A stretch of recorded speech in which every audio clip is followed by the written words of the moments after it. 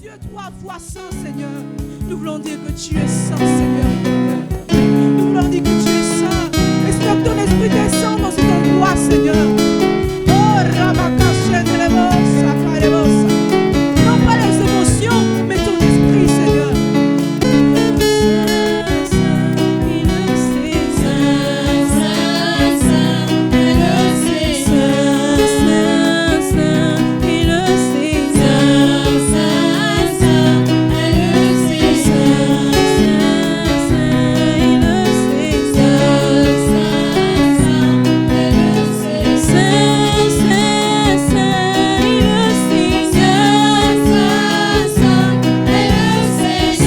Ok, donc le thème c'est servir Dieu en couple. Vous avez le thème déjà de le départ.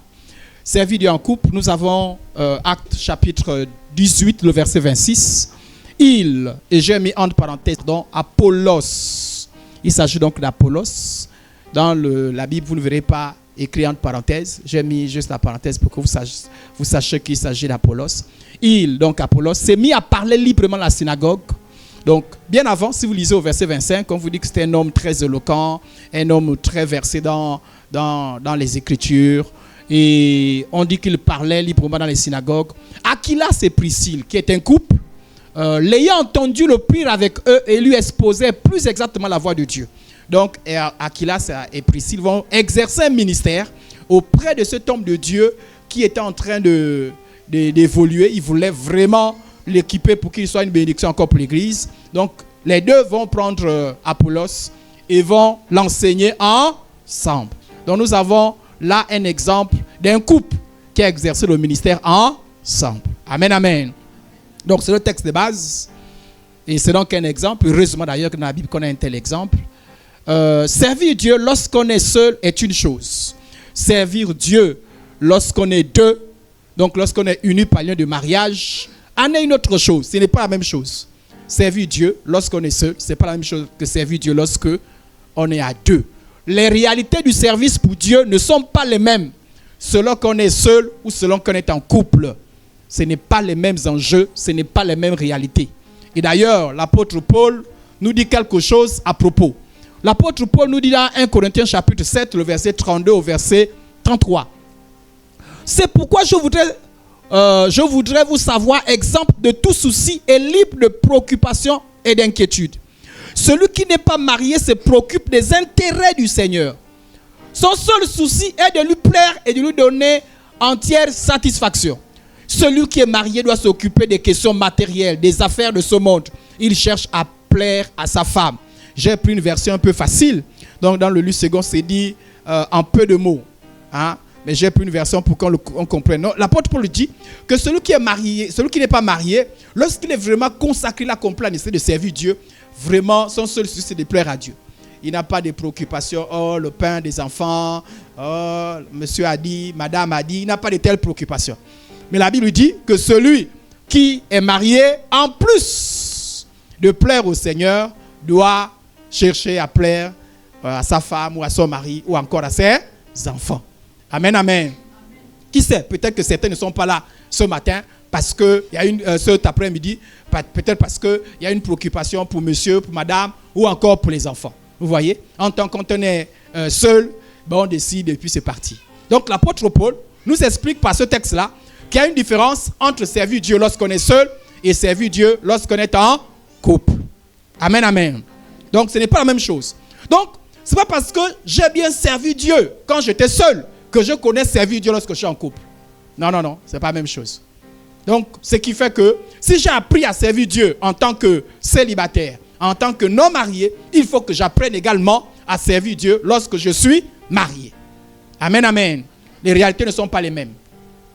Donc, si vous avez la grâce d'encadrer les futurs mariés, il faut bien les expliquer que les choses changent. Donc, il faut que ces derniers apprennent les principes parce que ce n'est pas les mêmes principes.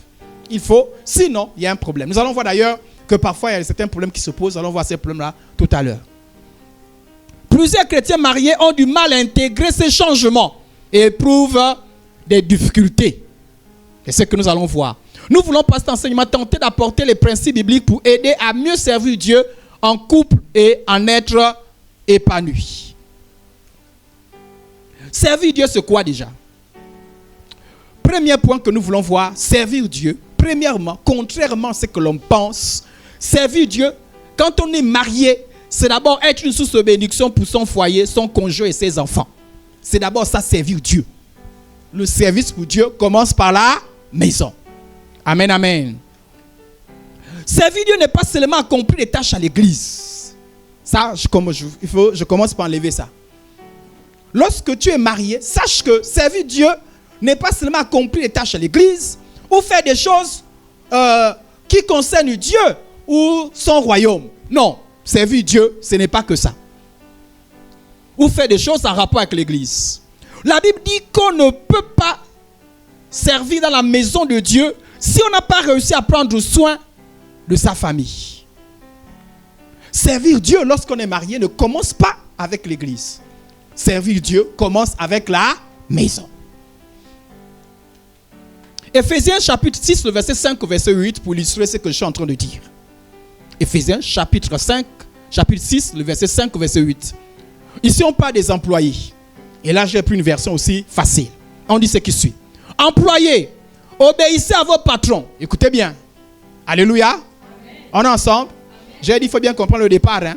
Ici on parle des employés qui ont des patrons. Écoutez ce que l'apôtre Paul dit aux employés. Employés, obéissez à vos patrons d'ici-bas avec respect et sens de responsabilité, dans l'humilité et la droiture de votre cœur. Faites-le comme si vous vous trouviez au service de Christ lui-même. C'est-à-dire, lorsque moi je sers dans mon travail, je dois servir comme si je servais à l'église, comme si je servais Christ. Amen, amen. Si vous comprenez ce principe du travail, vous pouvez comprendre ce qui se passe dans le couple. N'accomplissez pas votre tâche superficiellement ou seulement quand on vous observe pour faire bonne impression. Il ne s'agit pas seulement de plaire aux hommes, non, et de conquérir leur faveur, mais de savoir avant tout serviteur du Christ. L'apôtre Paul dit, tu es serviteur de Christ même au travail. Et quand tu travailles, fais comme si tu servais Christ. Amen, amen.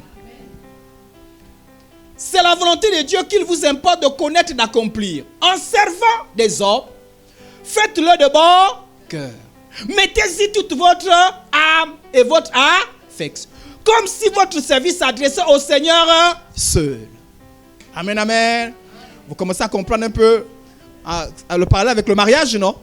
C'est pareil. Si vous comprenez pour le travail, vous comprenez pour le mariage. Alors il sera pour vous une source de joie. Vous savez bien que c'est du Seigneur que tout homme recevra la récompense. De ces bonnes. Et pourtant, pas des employés. Si tu sais que les bonnes actions tu fais au travail, tu recevras la récompense du Seigneur. Amen, amen.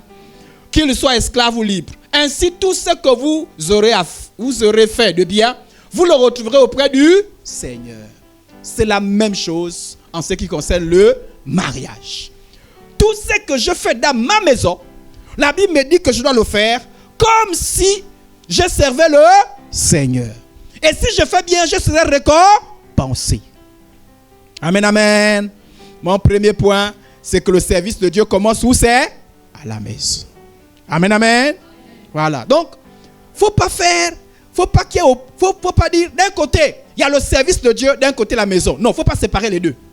Tout cela, c'est le service de Dieu. Le service à l'extérieur de la maison est la continuité de ce qui se passe à la maison.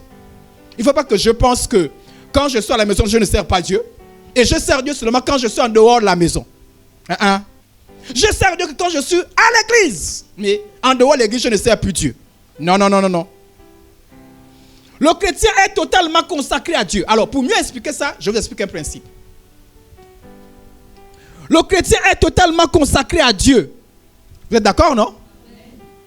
Il n'y a pas que la main, il n'y a pas que le pied, il n'y a pas que la tête, il n'y a pas que l'âme, il n'y a pas que l'esprit, mais c'est corps, âme, esprit. L'être tout entier consacré à Dieu. Il ne s'appartient plus lui. Et pour appuyer cela, on est dans 1 Corinthiens 6, 19. Ne savez-vous pas que votre corps est le temple saint qui est en vous et que vous avez reçu de Dieu et que vous ne vous appartenez point à vous? On ne s'appartient plus. On appartient à Dieu.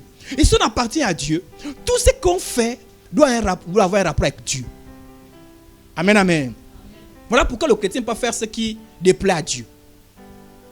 Voilà pourquoi le chrétien ne peut pas dire, bon, de 17h à 19h, je suis dans les choses de Dieu. À partir de 20h, je fais mes choses personnelles.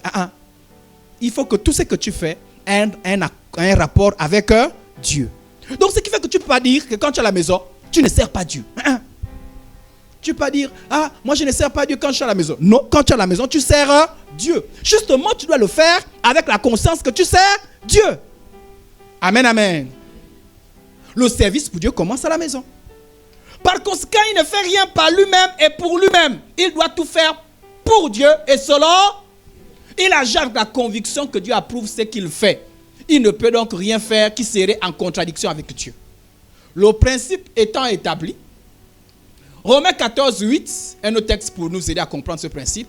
Car si nous vivons pour le Seigneur. Et si nous mourons pour le Seigneur. Soit donc que nous vivons, soit donc que nous mourions, nous sommes que nous travaillons, mari, femme, tout ça c'est pour le Seigneur. Voilà pourquoi si ça déplaît au Seigneur, je ne suis pas à l'intérieur. Donc, voilà pourquoi je dis, il n'y a pas de distinction. Voilà pourquoi servir Dieu en couple. Si j'avais dit servir Dieu en couple, bon, quand vous jeûnez ensemble, quand vous évangélisez, je commence par là, je suis en porte-à-faux. Ça commence par la maison. Amen, amen. Ça commence par la maison. Quand on a compris cette vérité, on parvient à la dimension où on sert Dieu dans tout ce qu'on fait et partout où on se trouve. C'est-à-dire, tout ce que je fais, je sers Dieu. Je fais du bien à quelqu'un, je sers Dieu. Je fais à manger, je sers Dieu. Je donne à boire à quelqu'un, je sers Dieu. Amen, amen. On arrive à cette dimension-là. Voilà pourquoi je le fais comme si c'était le Seigneur que je servais. Il faut bien comprendre, parce que ce qui va suivre, il faut bien comprendre. Colossiens 3, 23. Tout ce que vous faites, faites-le de bon cœur, comme pour le Seigneur et non pour les hommes. Si je sers ma femme, je sers mon mari, je fais comme je servais Dieu. Ça veut dire que, en fait, en réalité, je suis dans une autre dimension. Je ne le fais pas seulement parce que je le fais pour ma femme, mais je le fais pour le Seigneur. Parce que si tu le fais pour le Seigneur, en fait, tu as dépassé la dimension de faire ça pour les hommes. Non pas que tu méprises la personne qui est là, mais en fait, tu as une motivation plus excellente que la personne qui s'arrête seulement à... Parce que ma femme peut m'énerver. Parce qu'elle m'énerve, je ne pourrais pas faire. Mais si je le fais pour le Seigneur ne m'a pas énervé. Amen, amen. Comme le Seigneur ne m'a pas énervé, je vais toujours rendre service. Amen. Même si elle ne mérite pas, mais je le fais pour le Seigneur. Vice versa. Il ne faut pas dissocier le service de Dieu avec le service dans son foyer. Il ne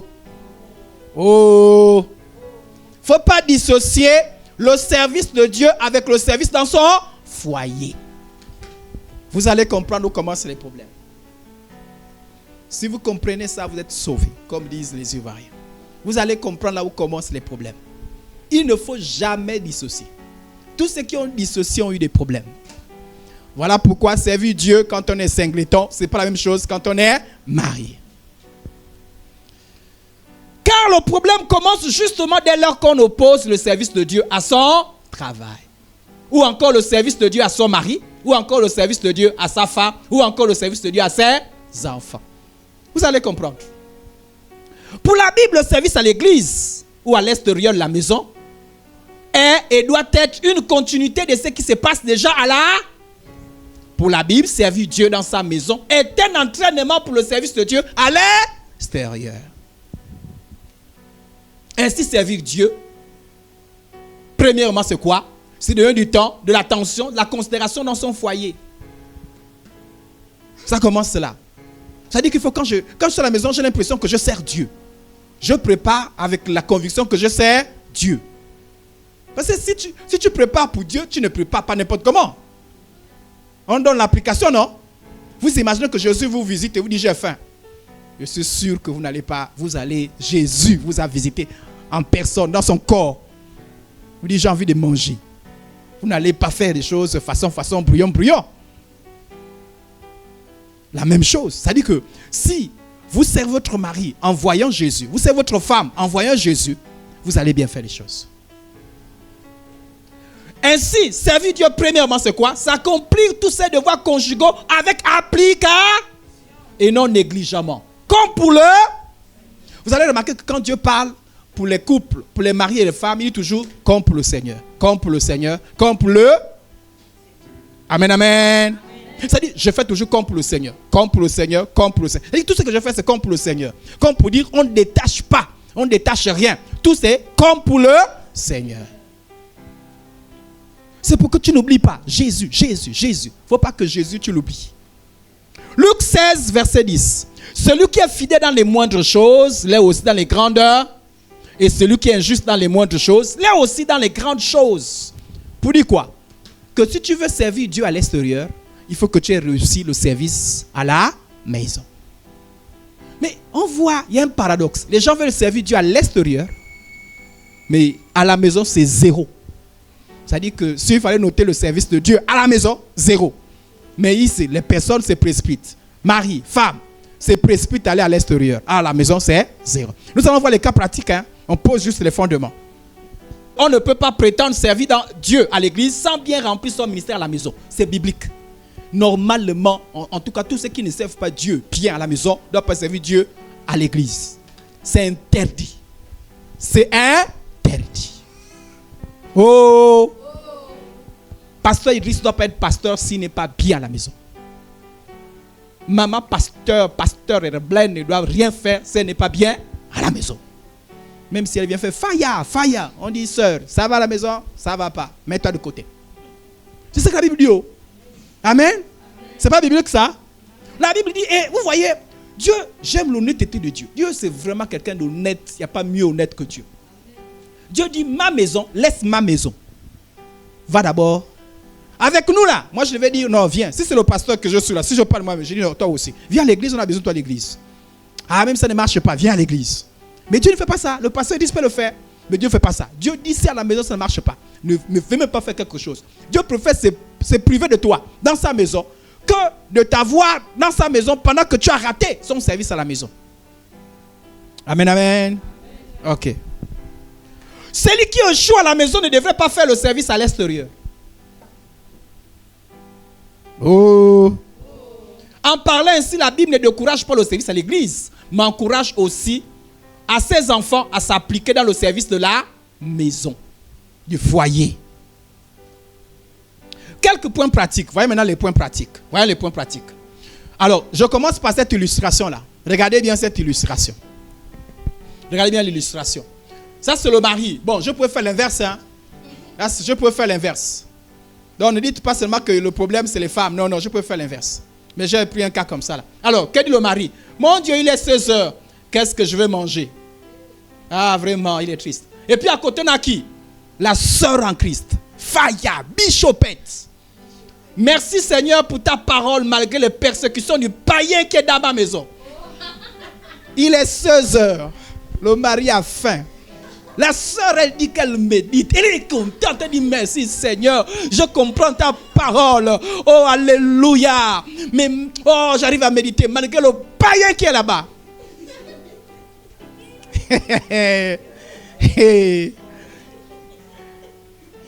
Ah, je vois que vous commencez à comprendre. Amen, amen. Elle médite ta parole, non? Est-ce que c'est une mauvaise chose? C'est une bonne chose, non? Elle a déjà beaucoup lu, hein? Toute la journée jusqu'à 16 heures en train de lire. C'est sûr qu'elle a fini même 2 livres déjà du Nouveau Testament. Jusqu'à 16 heures. Pendant ce temps, il y a quelqu'un qui a... Et qui dit aussi, mon Dieu. Ah, vraiment. Maintenant, allons-y. Allons-y maintenant, voyons déjà. Comment peut-on prétendre aimer Dieu sans aimer son mari ou encore sa femme ou même ses enfants? Ça dit, tu dis l'amour de Dieu, mais le mari, zéro. L'amour de Dieu, mais la femme, zéro. Les hommes, ça dit que ça impressionne les hommes, ça n'impressionne pas Dieu. Écoutez ce que Dieu dit. Si quelqu'un dit j'aime Dieu, quelqu'un dit quoi? J'aime Dieu. C'est une bonne chose, non? Si quelqu'un dit j'aime Dieu, qu'il haïsse son frère, on va dire qu'il haïsse son mari. Ou encore qu'il haïsse sa femme.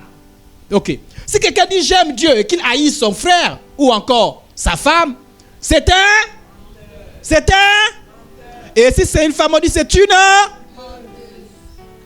Vous avez compris, non? voyez comment marche Dieu, non? Dieu ne marche pas comme les hommes. Hein? Oh, moi j'ai l'amour de Dieu. Et tu n'aimes pas ton mari. Dieu dit menteuse. Oh, j'aime Dieu. Et tu n'aimes pas ta femme. Dieu dit menteur. Voilà pourquoi j'ai dit Dieu est honnête. Hein? Moi, si tu m'aimes et tu n'aimes pas quelqu'un d'autre, je peux dire, bon, je m'en fous pour l'autre. L'essentiel, c'est quand même. Mais Dieu, il n'est pas comme ça. Amen. Dieu, il n'est pas comme ça. Dieu, il n'est pas comme ça. Dieu, lui, pour montrer que tu l'aimes, aime d'abord la personne que tu vois.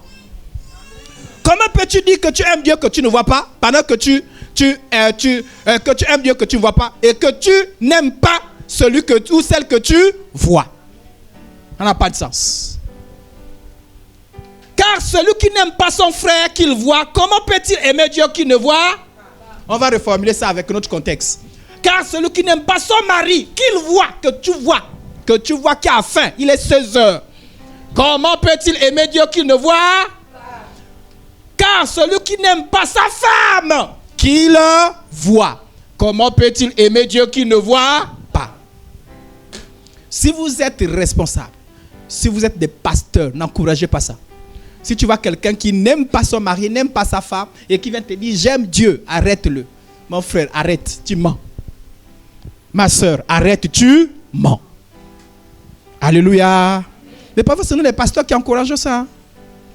On voit qu'il y a quelque chose qui ne va pas, mais nous disons que ça va. Comment peut-on aimer le frère en Christ? Écoutez bien. Hein? Comment peux-tu aimer le frère en Christ? Tu aimes le frère en Christ. Tu aimes la soeur en Christ.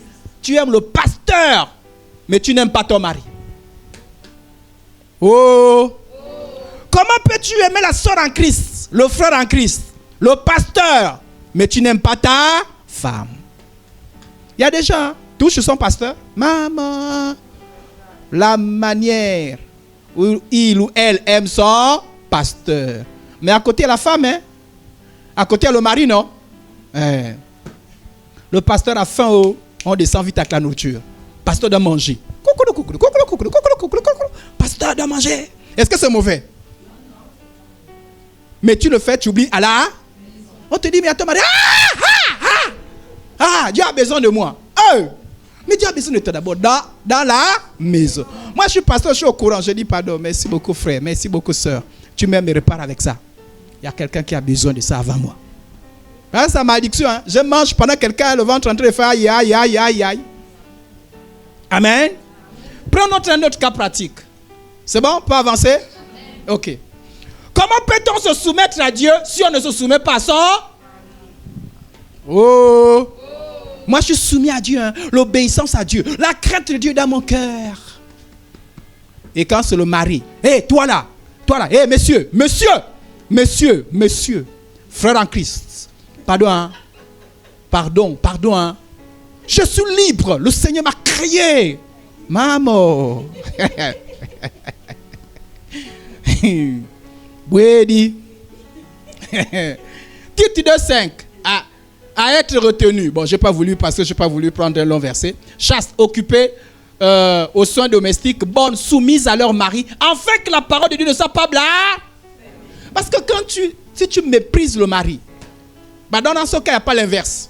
Parce que le devoir de soumission, c'est plus à la femme par rapport au mari. Si tu méprises le mari, tu ne peux pas dire que tu aimes le Seigneur. Amen.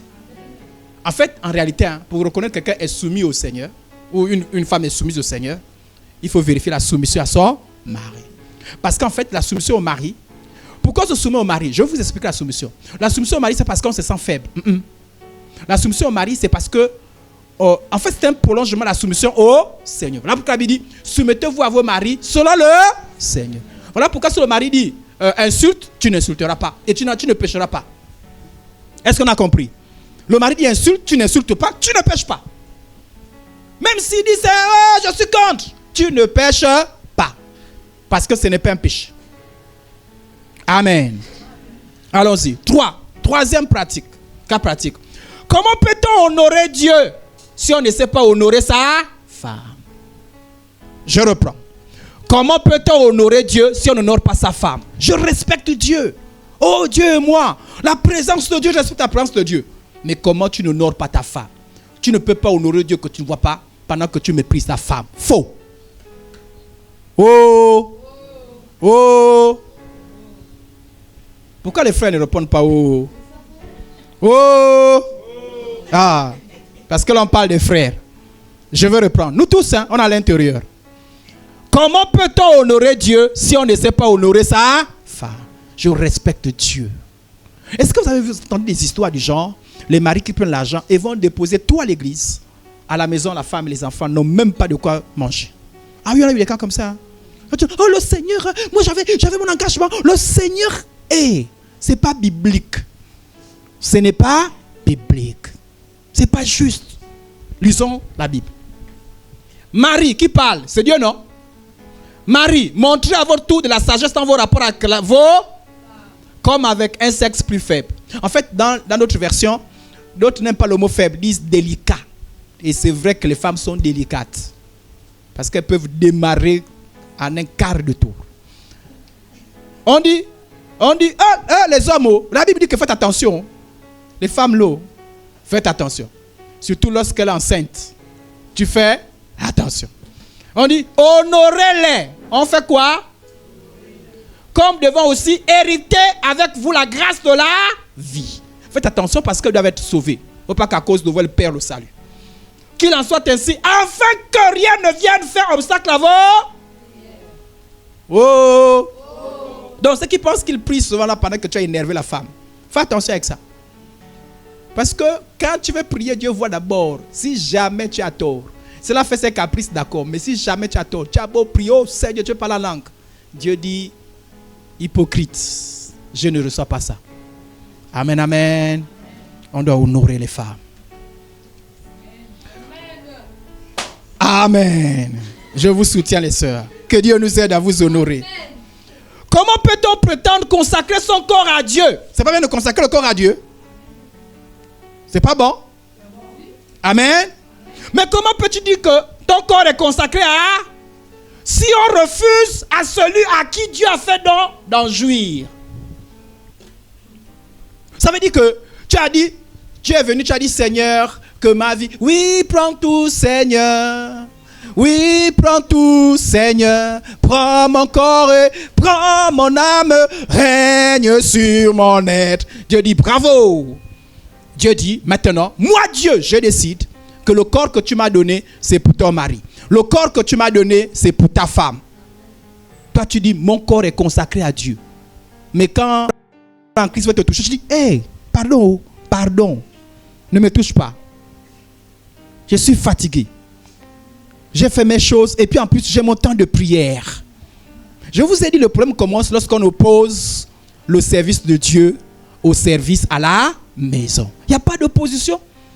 Comment peux-tu prier pendant qu'il y a quelqu'un qui est en train d'être tourmenté dans son corps? Je vais reprendre ça. Oh! Il y a le frère en Christ qui a besoin de toi.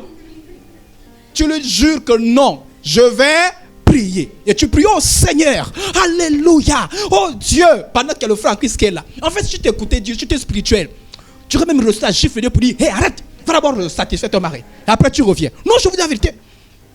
Non, je vous parle sincèrement.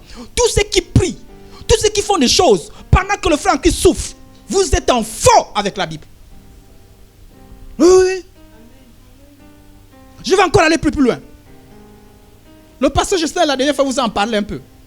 Même quand tu jeûnes, tu dois faire attention. Tu prends la permission auprès de ton mari. Tu dis, je vais jeûner. Je serai un peu fatigué. Est-ce que le frère te bénit?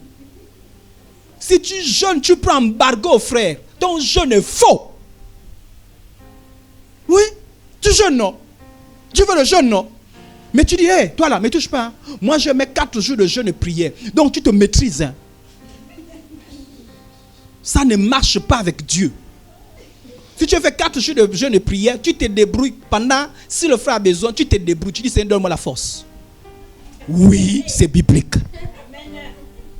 Tous les jeûnes qu'on fait pendant que les frères galèrent sont des faux jeûnes. Je vous dis ça bibliquement parlant. Moi, je parle bibliquement parlant. Allez-y, fouillez la Bible. Allez vous rassurer. Je vous dis. C'est-à-dire que chaque fois que tu as jeûné, si le mari te bénit, c'est bien. Mais si tu jeûnes, le mari, ton jeûne est faux. C'est vice-versa. Hein?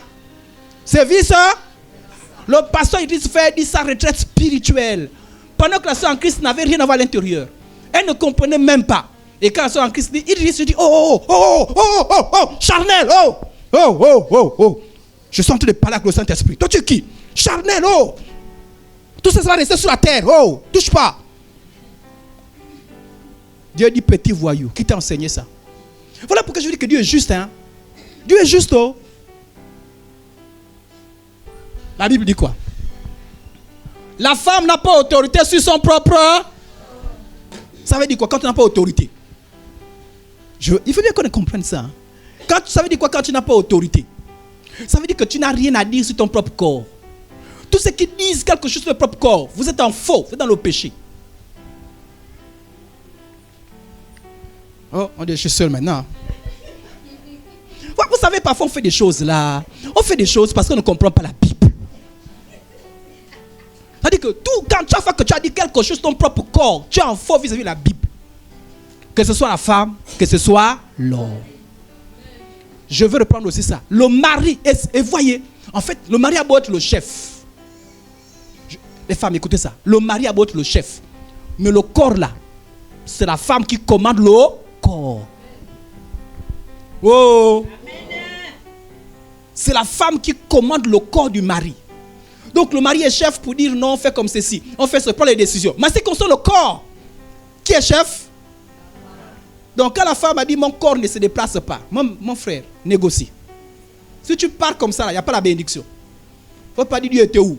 Tu n'as pas la bénédiction. La femme doit bénir son corps avant de sortir. Oh. Les sœurs, je vous dis souvent ça. Je ne sais pas si vous comprenez souvent. Si un homme prend le corps, va faire n'importe quoi. Quand tu tapes ta prière là, le corps a des problèmes. Je te dis. Tu tapes ta prière, tu dis Seigneur, mon corps est parti où? Au nom de Jésus. Et lui, et la vipère qui va toucher mon corps. Oh Seigneur. Oh, alléluia. Oh.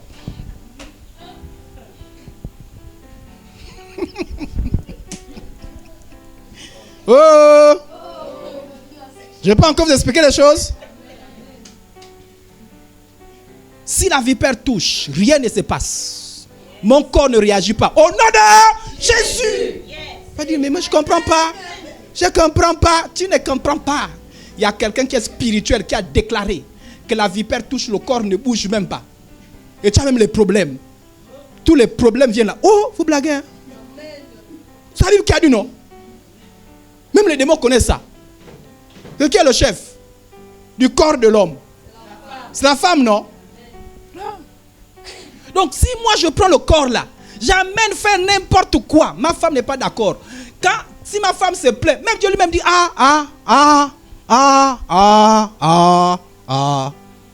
Alléluia. Maintenant je reviens un peu chez les sœurs. Vous savez sœurs, si vous voulez pas avoir des problèmes concernant tout ce qui est sexuel, tout ce qui est maladie et tout ça, quand vous êtes mariés, j'ai remarqué que lorsque les femmes font trop les grèves, elles sont victimes des problèmes, tout ce qui est gynécologique, les quoi. Il y a des problèmes, il y a des gens qui ont des problèmes gynécologiques parce que, bon, c'est les circonstances que l'on fait. Mais quand vous êtes marié, c'est-à-dire qu'en fait, vous avez pris votre corps et vous avez... En fait, votre corps est sous la protection divine aussi longtemps que ce corps est soumis à qui Dieu l'a donné. Alléluia. Vous avez remarqué que toutes les femmes qui ne sont pas soumises, qui font les grèves là, souvent c'est des oppressions démoniaques. Il ne faut pas faire ça. Il faut comprendre les choses. Tu as beau jeûner, tu as beau prier. Même les démons savent ça. Alléluia. Parce qu'il est écrit clairement que Dieu, c'est Dieu qui a donné. Dieu a pris le corps de la femme, il a dit, mon frère, mon fils, tu veux un corps? Tiens, fais ce que tu veux. Ma fille, tu veux un corps? Fais ce que tu veux. Alléluia. Donc, je ne peux pas. La Bible dit quoi? Suivant. Bon, je ferme la parenthèse. Ce n'est pas ça mon enseignement. Ne vous priez pas l'un à l'autre si ce n'est d'un commun accord. D'un commun accord. Enfin de vaquer ou faire quoi c'est? Alors, donc même quand je vais prier, ça dérange l'autre, il faut que j'ai la bénédiction de... Même si la prière, même si le jeûne, il faut que l'autre me bénisse. Mais tu peux pas prendre l'autre embargo comme ça là. Et tu lui dis non, tu es païen, ne me touche pas, je suis spirituel. Ton jeûne est faux, c'est pas biblique, c'est pas juste. C'est la religion. Amen, amen. Au passage, je vous ai expliqué ça parce qu'il y a des gens qui, je ne sais pas qui enseignent ça aux gens. Il paraît que lorsque tu prêches, tu ne peux pas avoir de contact sexuel. Qui a enseigné ça? Ce n'est pas biblique. Vous n'avez pas entendu parler de ça? Que si tu, par exemple, tu prêches, tu chantes, tu officies, tu ne touches pas le mari, tu ne touches pas la femme, pas ça diminue l'onction. Vous n'avez pas appris ça? Non, ce n'est pas biblique. Oh! J'espère qu'il n'y a pas quelqu'un qui croyait à ça. Amen, amen. Alors, donc, il n'est pas biblique. Comment peut-on prétendre accorder du temps à Dieu son accord si on n'a pas de temps pour ceux de sa maison? Il y a un temps pour... Ah, il faut du temps pour la femme. Tu as beau être pasteur international. Gère ton temps, mais ne prends jamais le temps qui revient à la femme. Amen, amen. Et beaucoup de pasteurs ont eu des problèmes comme ça. C'est-à-dire que dans leur zèle, ils ont oublié les principes bibliques. C'est-à-dire qu'ils ont dit non, ils sont tellement occupés dans les choses de Dieu qu'ils ont mis la femme à côté, les enfants à côté. Ils ont péché. Parce que Dieu n'accepte pas ça. Et il y a aussi des femmes aussi qui ont des problèmes comme ça là. Tellement ils étaient zélés dans les choses de Dieu qu'elles ont oublié d'accorder du temps à leur mari. Comment tu es femme, tu peux partir de ta maison pendant 3 jours, le mari ne sait pas où tu es parti. C'est la religion. C'est pas biblique. On pêche.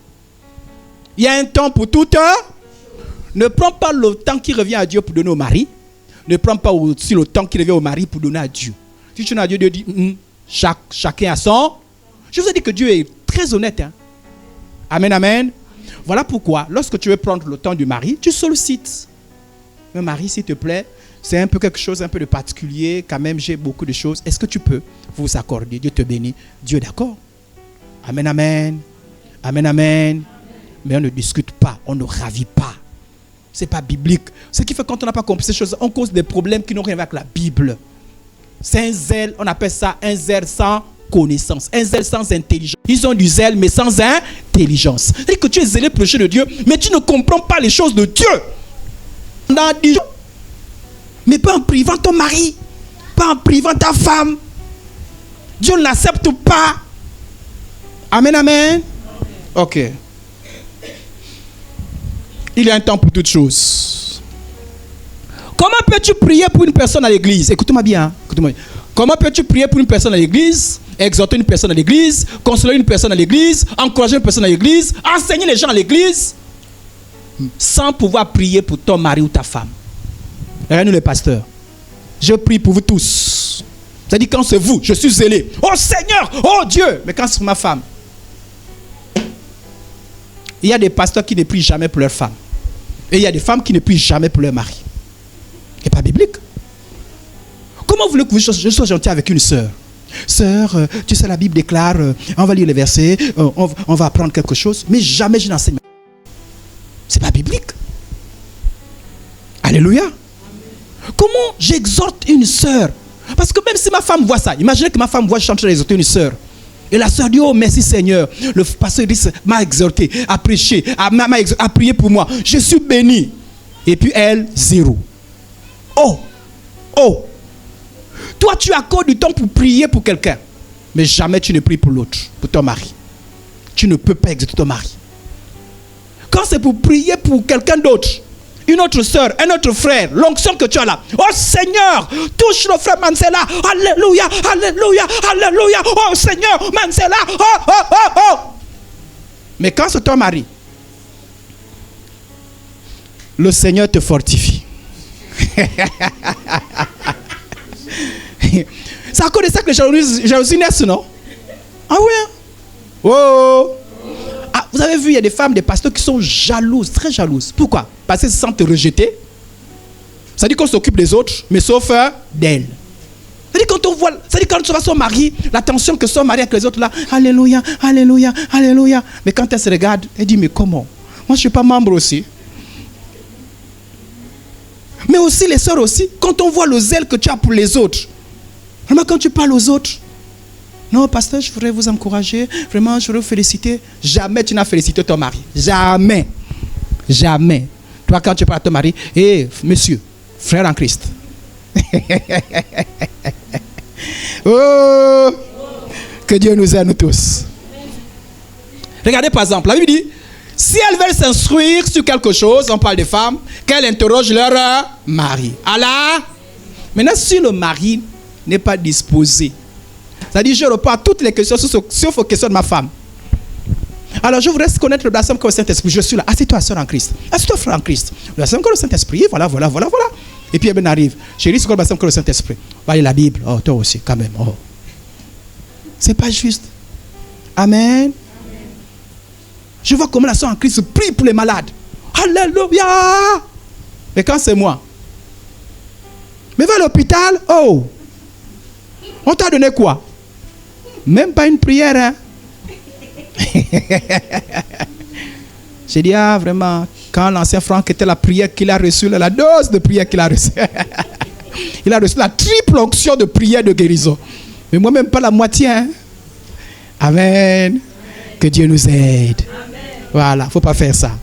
Parce que le service de Dieu commence où c'est? À la maison. Ok. Nous serons jugés par Dieu la manière dont nous avons servi Dieu dans nos maisons. Nous serons récompensés la manière dont nous avons, si nous avons bien assumé notre ministère à la maison. Alors, quittons avec la maison, nous quittons la maison, nous allons maintenant en dehors de la maison. Donc avant, il faut bien faire son service à la maison. Alors je voudrais encourager les uns et les autres. Ne faites pas les choses à la maison avec négligence. Parce que Dieu voit aussi. Dieu est content quand c'est bien fait. Là maintenant, il bénit ce que vous faites à l'extérieur. Non pas que c'est mauvais. Maintenant, il ne faut pas faire l'inverse. Il dit, bon, on a enseigné que les frères et les sœurs, à partir d'aujourd'hui, je quitte le ministère parce qu'on a enseigné que je dois prendre soin de maintenant de la maison. Alors donc, je n'aurai plus le temps. Ce n'est pas ce qu'on a dit. On a dit, tu fais bien les choses à la maison et tu fais bien les choses à l'extérieur. Et c'est ce qu'on a dit. Alors, servir Dieu, c'est une bénédiction pour son foyer, son conjoint et ses enfants. Après la conversion, tout chrétien est appelé à servir Dieu durant son pèlerinage sur la terre. Il le fait avec les dons et les capacités que Dieu a accordées à chacun de ses enfants selon son bon plaisir. Alors, je pose le fondement sur la deuxième partie. Je dis que j'ai 3 parties. Dans la deuxième partie, sachez-le que chacun de nous avons reçu des dons et des capacités. Amen. Voilà, femmes et hommes, nous avons reçu des capacités. Ce ne sont pas forcément les mêmes choses. Ayez du zèle et non la paresse. Soyez fervents d'esprit, servez le Seigneur. Colossiens 3, verset 24. Sachant que vous recevez du Seigneur l'héritage pour récompense, servez Christ le Seigneur. Alors, la situation problématique d'exercice de ministère en couple. Première chose. C'est-à-dire, on a remarqué que certains, le mariage est devenu pour eux un problème. C'est-à-dire, le mariage n'est pas venu arranger les choses en ce qui concerne le service de Dieu. C'est-à-dire que le mariage est venu gaspiller les choses. C'est-à-dire que le mariage a tué le zèle. Le mariage a arrêté le service. Or, il ne devait pas être ainsi. Le mariage devait arranger les choses. Malheureusement, il arrive que la situation ministérielle d'un ou des deux conjoints se dégrade suite au mariage. Bien que les choses soient réalisées dans d'autres domaines. C'est-à-dire que vous pouvez voir un couple. C'est-à-dire que sur le plan financier, ça marche bien. Au niveau de l'attente des deux couples, ça, ils n'ont pas de problème. Ils n'ont pas de problème. Les deux s'entendent bien. Monsieur et dame s'entendent bien. Vraiment ça. Le travail, ça va. Mais sauf que désormais, il y a un problème au niveau du service pour Dieu. Vous avez l'impression que le mariage est venu arrêter le service pour Dieu. Ça aussi, c'est un problème. Amen. Il ne doit pas être ainsi. Pourquoi j'ai pris ce point? C'est pour dire que c'est anormal. C'est anormal. Le mariage va arranger les choses, pas pour gaspiller les choses. Si les choses se dégradent, c'est-à-dire que si ton service, au lieu de s'améliorer, se dégrade, c'est qu'il y a un problème. Alors vous tombez dans ce que l'apôtre Paul a dit, en donnant cet avertissement, c'est que je ne loue point. Ce que vous assemblez, on va dire, vous vous mariez, non pour devenir meilleur, mais pour devenir pire, dans le service. C'est-à-dire que votre mariage n'a pas fait de vous des personnes meilleures, des serviteurs meilleurs, mais des pires serviteurs. On a des gens comme ça, hein? Des gens qui servaient le Seigneur, mais le mariage les a gaspillés. C'est-à-dire qu'en fait, même quand tu es là, tu te dis, mieux quand la personne n'était pas mariée. Mieux quand la sœur n'était pas mariée. Mieux quand le frère n'était pas marié. Parce que depuis le mariage là, c'est-à-dire qu'on dit seulement, et puis tu vois le témoignage, ah la sœur là, sœur Sifa avant, bien. C'est un exemple, hein, sœur. Sœur Sifa avant, le zèle qu'elle avait, sous ce bénédiction, mais depuis le mariage là, elle a un problème. Non, non, pas de problème. C'est avec le mari, oui, ça va. Financièrement, ça pose problème sur le plan financier. Ils ont 5 voitures, 4 maisons, les plus riches l'église. Mais sur le plan de l'église, là, zéro. Elle n'a même plus le temps d'exhorter. Elle a arrêté avec le ministère. Trop de choses. Et Matangoy, rien. Le diacre, vraiment, la bénédiction, le diacre il avait les dons. Hein. Si tu vois les bénédictions, les grâces que le diacre avait. Mais depuis le mariage, là, maman, plus rien, zéro. Ça, là, c'est regrettable.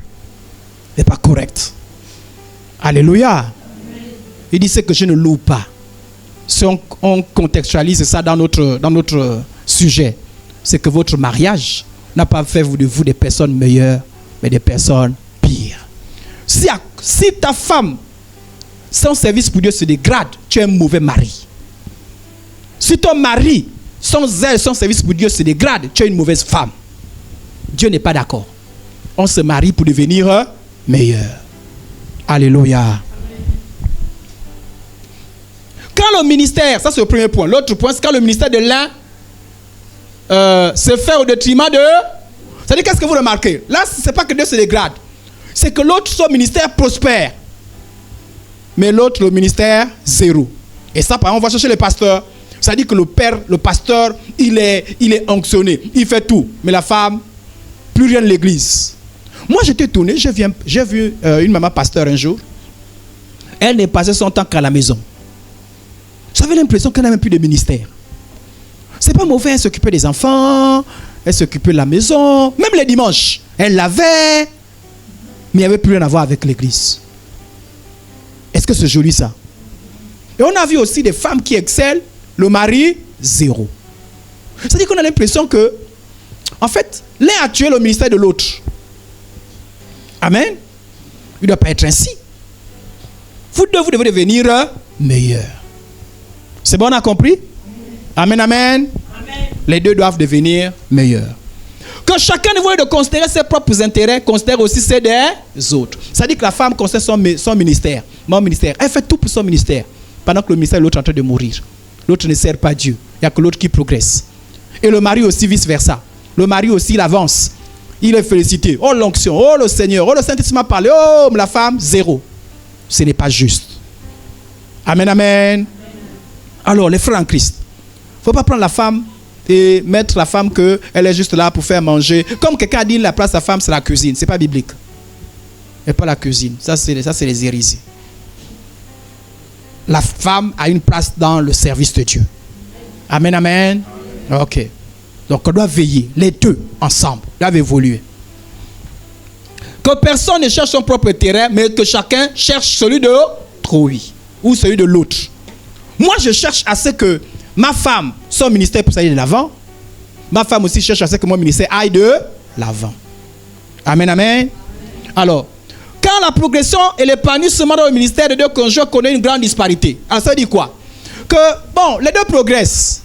Mais il y a l'un qui progresse plus vite, loin. Ça veut dire que si vous comparez les deux, c'est le jour et la nuit. Je ne sais pas si on a compris. Vous avez par exemple quelqu'un qui connaît très bien les Écritures.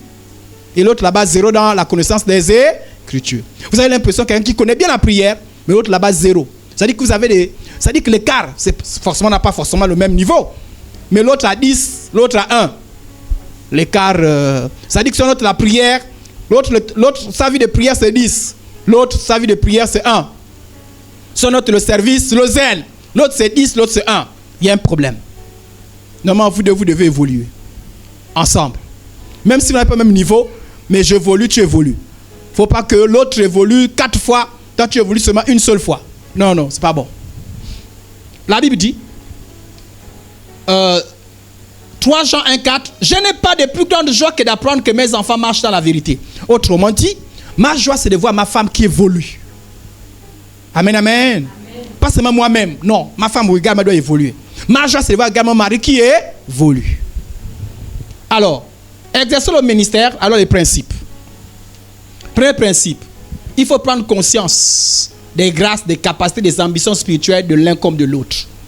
Si moi, tu te poses la question, quels sont les dons spirituels de ton mari? Quels sont les dons spirituels de ta femme? Quel est le ministère de ton mari? Quel est le ministère de ta femme? Quelles sont ses aptitudes, ses qualités? Est-ce que tu connais? est-ce que tu les considères? Regardez, Jésus dit à la femme samaritaine, si tu connaissais le don de Dieu et celui qui te dit, donne-moi à boire, tu aurais toi-même demandé à boire et il t'aurait donné de l'eau vive. Qu'est-ce qui arrive? Pourquoi j'ai mis ces illustrations? C'est-à-dire, en fait, il y a des moments où la femme méprise les capacités et les qualités de son mari. Il y a que les autres qui voient. C'est-à-dire que les autres disent, ah, le monsieur là c'est une source de bénédiction, hein. La femme dit, oh, 0. Quand les autres disent, ah, la femme là c'est une source de bénédiction, le mari dit 0. C'est-à-dire que le mari ne reconnaît pas les capacités de sa femme. Et la femme ne reconnaît pas les capacités de son mari. Voilà pourquoi la première chose pour servir Dieu ensemble, c'est de reconnaître que l'autre a des grâces et des bénédictions. Parce que si je ne le reconnais pas, je ne vais pas l'aider à s'émanciper. Parce qu'on doit s'aider les uns les autres. Je ne sais pas si on a compris. Amen, amen. Qui est ta femme? Qui est ton mari? Spirituellement parlant. Ça, c'est important. Je repose la question. Est-ce que je te pose la question? Qui est ton mari? Qui est ta femme? Est-ce que tu connais? Parfois, tu ne connais pas avec les autres qui connaissent. Tu es le seul aveugle ou la seule aveugle. Mais parfois, tu fais exprès. D'ailleurs, Jésus a dit, et ça se retrouve parfois dans les couples, Jésus a dit, un prophète n'est méprisé que dans sa patrie, parmi ses parents et dans sa maison. Et vous avez ainsi des femmes qui sont méprisées dans leur maison. C'est-à-dire, voici une femme qui a une source de bénédiction. Peut-être qu'il y a une onction particulière, qu'il y a une intercesseuse, vraiment une bénédiction.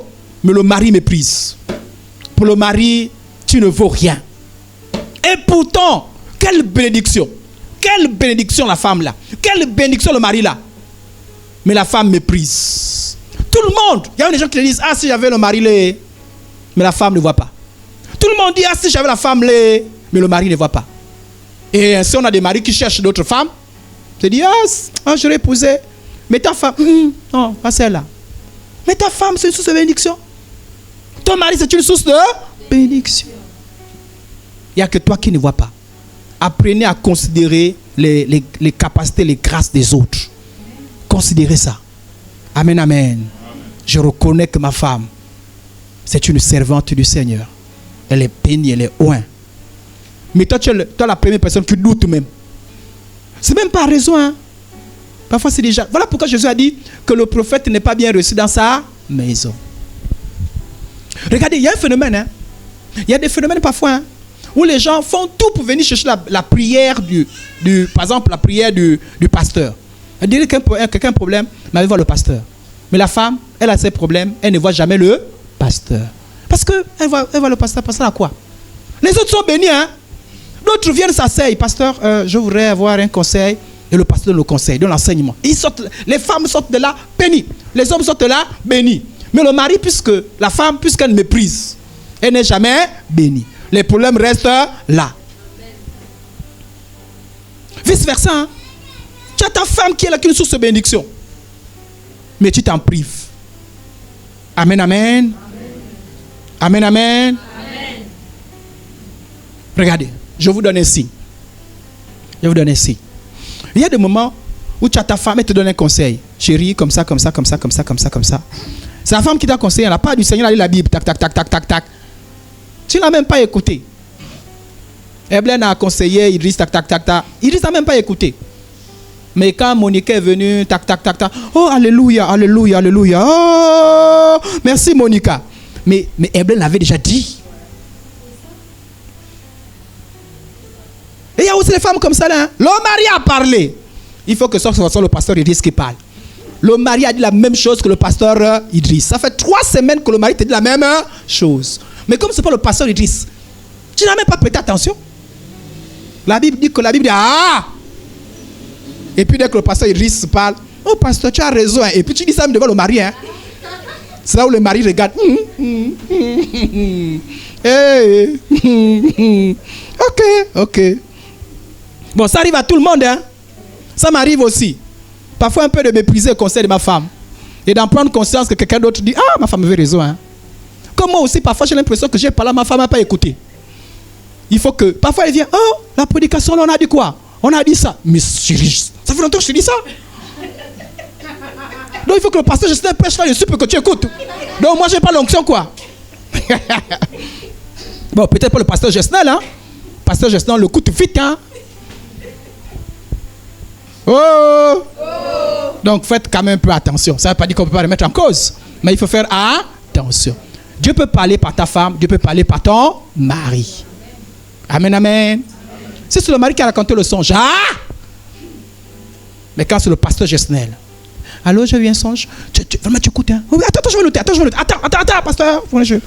Mais quand c'est le mari qui a parlé, oh, parle vite, vite. Oh, c'est sûr que tu avais faim. Voilà pourquoi tu as eu le songe là. Que Dieu nous aide. Amen. Donc, premièrement, l'autre chose qu'il faut faire, lorsque je reconnais qu'il y a l'autre spirituellement parlant, quand on veut servir Dieu ensemble, en couple, c'est que j'apprends à encourager l'autre. Amen. J'apprends à aider l'autre, à soutenir l'autre dans son ministère. Soutenez les autres. La Bible dit, ne nous jugeons donc plus les uns les autres, mais pensez à ne rien faire qui soit pour votre frère une pierre d'achoppement, une occasion de chute. Ça dit qu'à cause de toi, l'autre a toujours des problèmes à faire le ministère. Ça dit que tu ne l'aides pas. Tu ne l'encourages pas. Je vais vous donner une illustration tout à l'heure. 2 Corinthiens 13, 11. Reste frère, soyez dans la joie. Perfectionnez-vous. Comment? Perfectionnez-vous. C'est-à-dire que la femme fait tout pour que l'homme se parfait. Le mari fait tout pour que la femme aille de gloire en gloire. Je vous donne une illustration. Attendez, je vous donne une illustration. Regardez. Voilà, monsieur doit aller prêcher. La femme fait tout. Oh, monsieur, peut-être qu'il est chargé.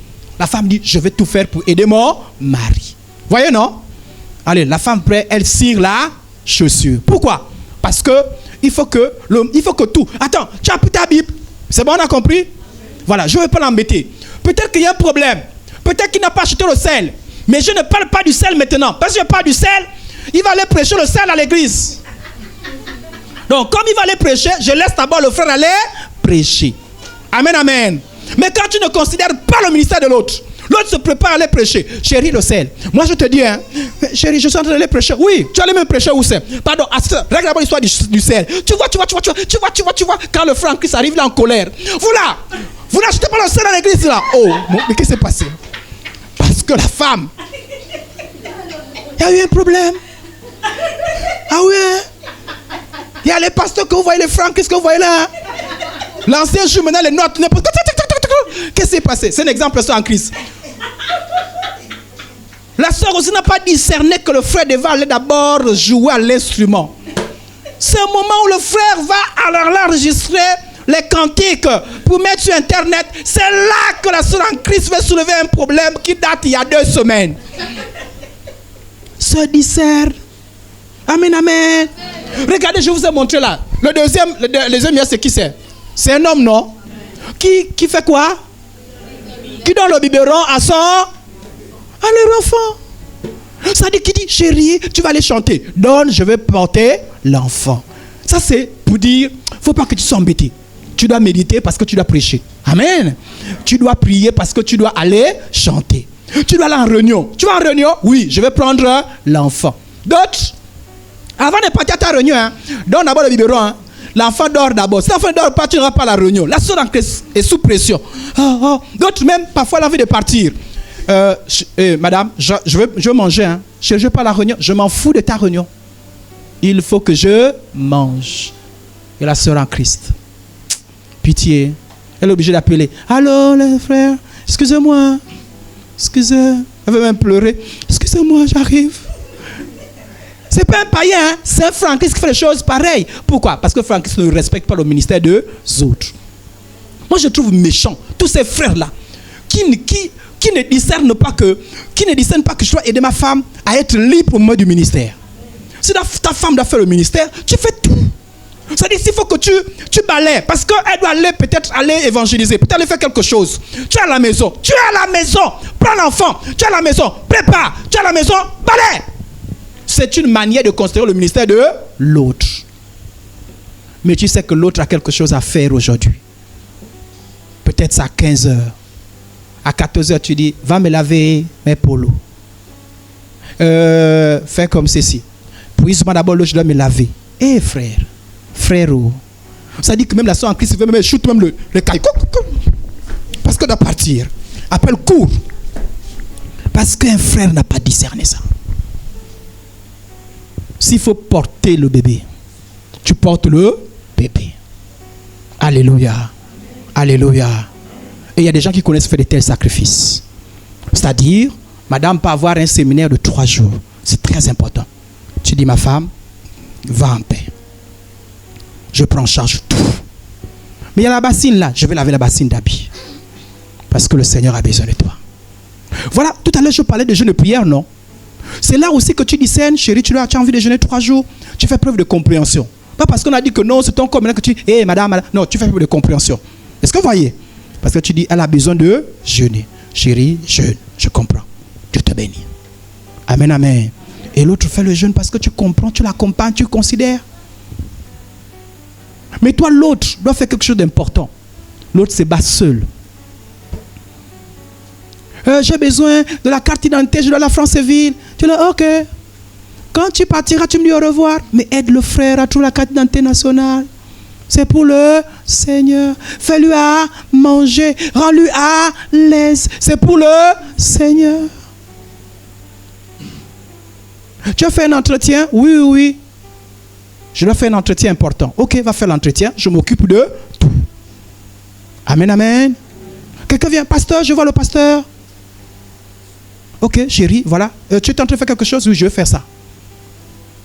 Mais chérie, s'il te plaît, avant de faire ton entretien là, moi, toi, tes entretiens là, moi, écoute, depuis là, regarde, est-ce que tu sais que il y a le robinet qui ne passe pas? Règle-moi ça avant de partir. Change-moi la bouteille de gaz. Parce que toi, avec ton entretien là, moi, je suis pas dans tes entretiens là. Parce que je ne règle pas ça. Je vais venir faire le brouillot. Toi, tu es membre là. Quand le frère Christ arrive là, c'est dur, hein? C'est dur. Si c'est ça, il faut changer. Considère le ministère de l'autre. Mais toi, on considère que c'est quand c'est toi, on te considère. Mais quand c'est les autres, tu ne considères pas. Tu rends les autres la vie difficile. Tu ne peux pas comprendre. Ah, écoute, on a une réunion. On n'a peut-être pas prévu ça, mais on a une urgence. Mais comprends. Si le pasteur ne m'appelle pas, me dit qu'il y a cette réunion-là, tu ne sors pas de la maison là. Ça, c'est quelle histoire? Comprends. Oh. Parce que quand tu le fais, c'est pour le Seigneur. Regardez, j'ai un texte là. On a dit, je me réjouis de la présence de Stéphanas et de Fortunas et d'Archaïcus.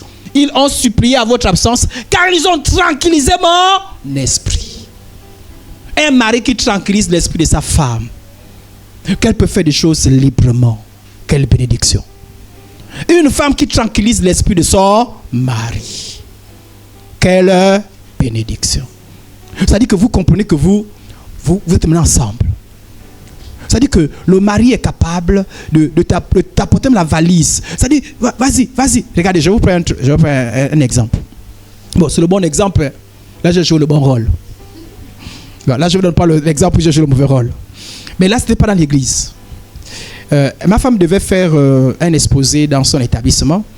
Et elle devait saisir un truc, faire un exposé, etc.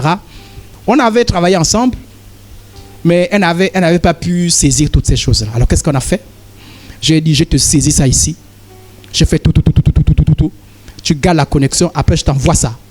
Donc, quand elle était là-bas, il y a quelqu'un qui travaillait pour elle. Tac, on fait des signes, paf. Et puis, j'ai envoyé. Et ce son tour de faire l'exposé, elle passe. Voilà l'exposé. Oh, mais c'est bien. Qui était derrière? Qui a fait tout le travail? C'est le mari. Mais pourquoi? Parce qu'il y a eu une considération. Mais j'aurais pu dire, je m'en fous. Mais je n'ai pas dit que c'est moi. Hein? Est-ce que vous comprenez? Mais j'ai fait ça parce que j'ai ma femme et je faisais ça. C'est la même chose dans le ministère.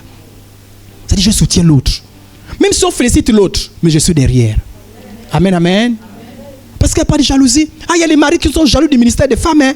Et il y a des femmes qui sont jaloux du ministère des maris. Il n'y a pas de jalousie. Quand on félicite le mari,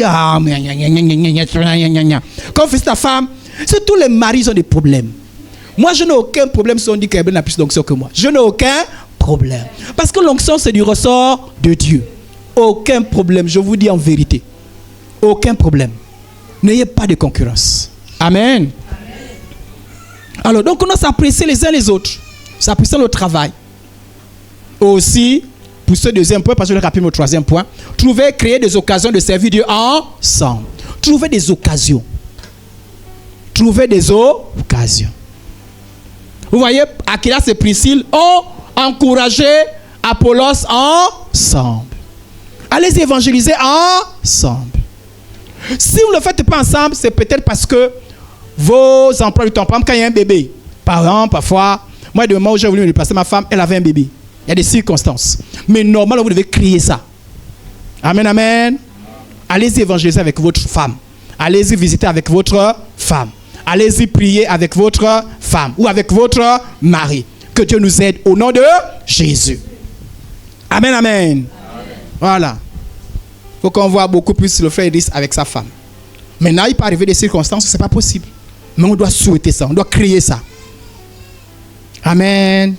On doit voir les Manzela aller visiter ensemble, prier ensemble. Mais toi, tu ne veux jamais te déplacer avec ta femme ou avec ton mari. Tu peux faire avec un autre frère, avec une autre soeur, mais jamais avec ton mari ou avec ta femme. Ce n'est pas bien.